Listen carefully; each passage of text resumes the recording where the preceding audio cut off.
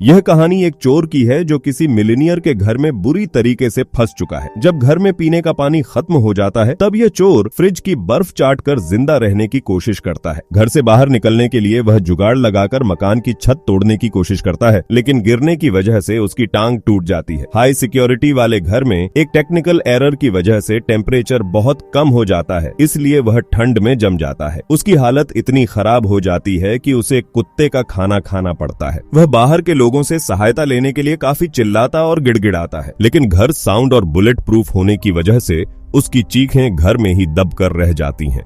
दोस्तों, ये कहानी काफी इंटरेस्टिंग होने वाली है, इसलिए अंत तक जुड़े रहिए हमारे साथ, क्योंकि कहानी के अंत में आपको पता चलेगा कि आखिरकार इस चोर के साथ क्या हुआ। यह जिंदा भी बच पाया या फिर इसी घर में दफन हो गया।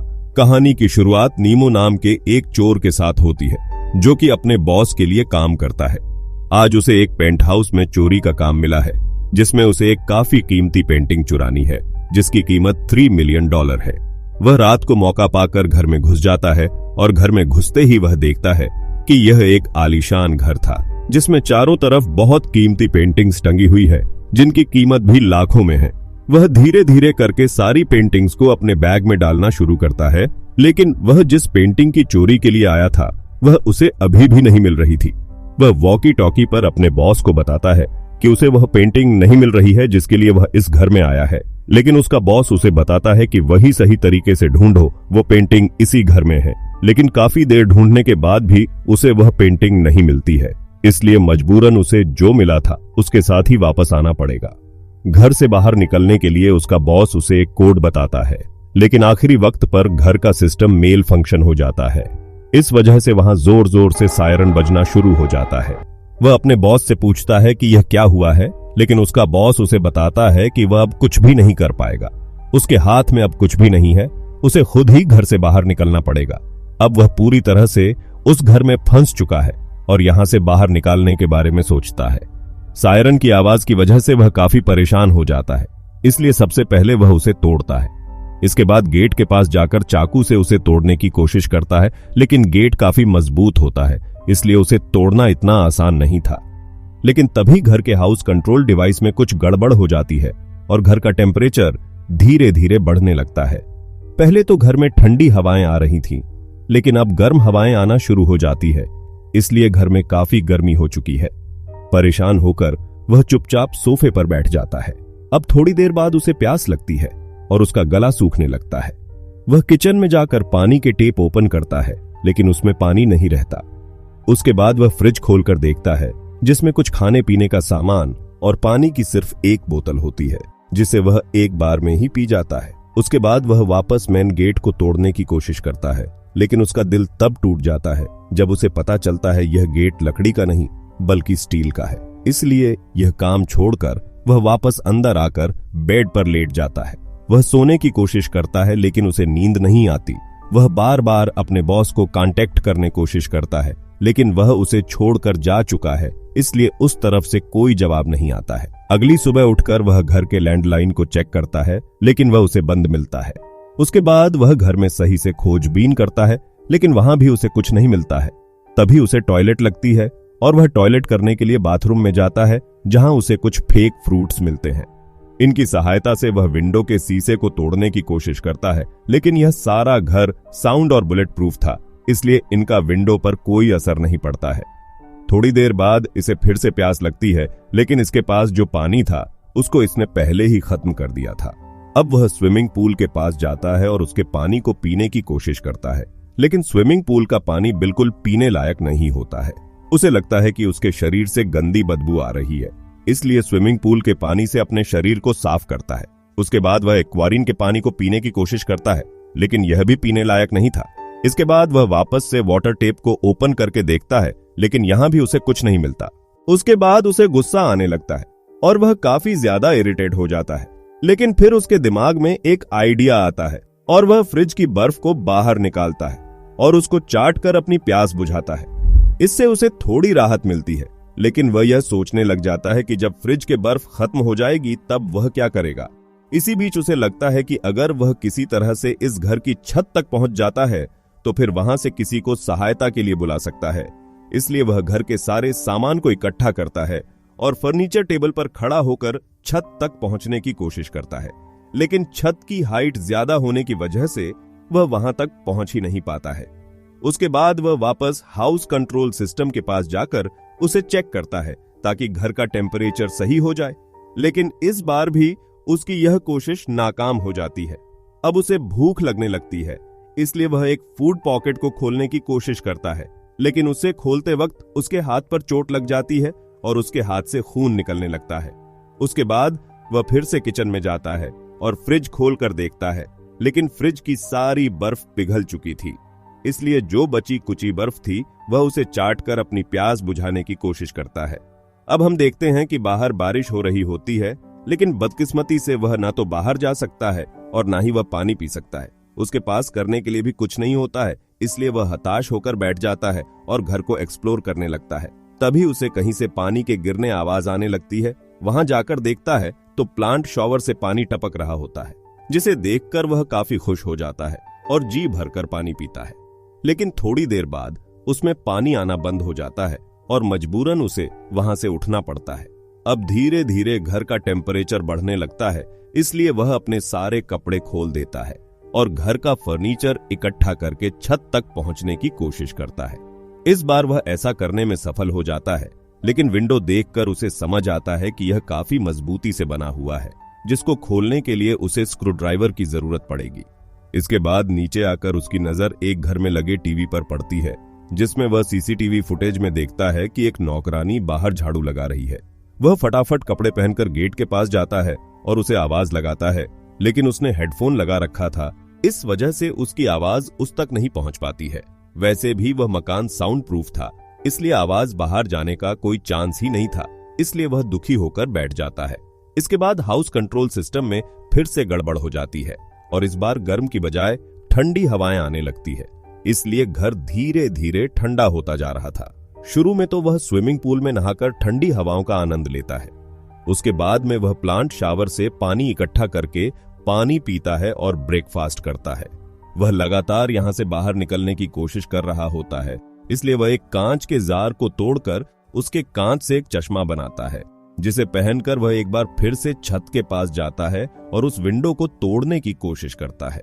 विंडो और कंक्रीट काफी अच्छी क्वालिटी के थे, इसलिए इसे तोड़ने में उसे काफी दिक्कत आ रही थी। यह घर एक मिलेनियर का था, इस वजह से इसकी सिक्योरिटी काफी टॉप नॉच थी। उसके बाद में वह ठंडे पानी में कॉफी और पास्ता बनाकर नाश्ता करता है। उसके बाद वह टीवी के सामने बैठ जाता है और सीसीटीवी में लोगों को आते जाते हुए देखता है।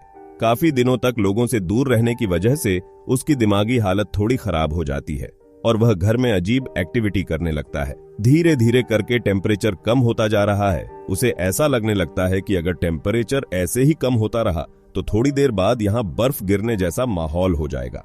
वह वापस से छत तोड़ने के लिए ऊपर जाता है। इस बार वह विंडो के बजाय कंक्रीट को तोड़ता है और काफी हद तक उसे तोड़ डार भी देता है।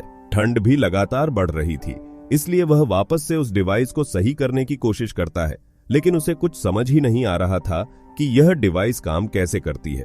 उसके बाद वह वापस ऊपर जाकर कंक्रीट को तोड़ने में लग जाता है, लेकिन वह देखता है कि उसके नीचे एक लोहे की कोटिंग होती है, जो कि एक स्क्रू से कसकर टाइट की हुई है, जिसे तोड़ पाना उसके बस की बात नहीं थी।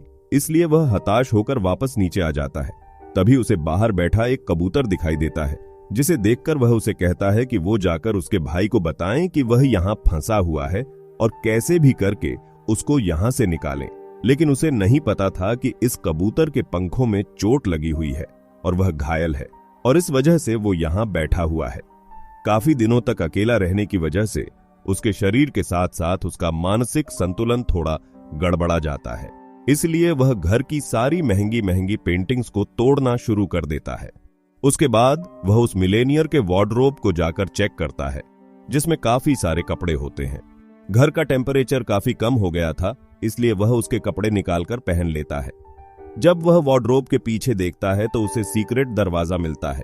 उसे लगता है कि यह बाहर निकलने का शायद कोई गुप्त दरवाजा होगा।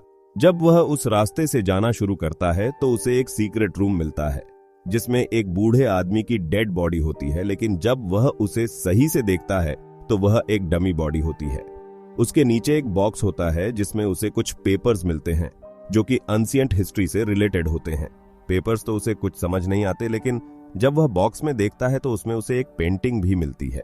यह वही पेंटिंग थी जिसकी चोरी करने के लिए वह यहाँ आया था। यह पेंटिंग अब उसके किसी काम के नहीं थी, इसलिए वह बाहर आकर देखता है तो उसे वह कबूतर मरा हुआ मिलता है। वह सोचता है कि उसका हाल भी अब ऐसा ही कुछ होने वाला है। जब वह टीवी में देखता है तो उसे सीसीटीवी में दिखता है कि वह नौकरानी उसके दरवाजे के पास ही बैठी हुई है।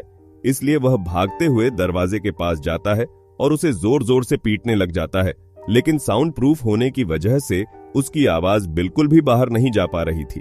इसलिए वह काफी परेशान हो जाता है और हार थक कर वहीं सो जाता है। वह वापस से उसी विंडो के पास जाता है और उसके स्क्रू को खोलने के लिए लकड़ी का एक जुगाड़ बनाता है। उससे विंडो के स्क्रू को खोलने की कोशिश करता है, लेकिन इस बार भी वह फेल हो जाता है। वह हिम्मत नहीं हारता और वह फिर से कोशिश करता है और इस बार वह विंडो के उस स्क्रू को खोल देता है, लेकिन उसमें और भी कई सारे स्क्रू थे। इस वजह से उसमें अब इतनी हिम्मत नहीं थी कि वह बाकी के स्क्रू भी खोल सके, इसलिए वह वापस नीचे आ जाता है। अब हम देखते हैं कि उसके नेचर में काफी बदलाव आ चुका है। वह खुद से ही बातें करना शुरू कर देता है, क्योंकि उसके पास अब ना तो कुछ खाने के लिए है और ना ही कुछ पीने के लिए है। वह पेड़ पौधों को हिलाता है ताकि उनमें से कुछ खाने के लिए निकल जाए, लेकिन ऐसा कुछ नहीं होता। भूख इंसान से कुछ भी करवा सकती है, इसलिए उसे अब कुत्ते का खाना खाना पड़ता है। एक तो भयंकर ठंड और ऊपर से भूख, इसलिए वह काफी परेशान हो जाता है और कैसे भी करके यहां से बाहर निकलना चाहता है।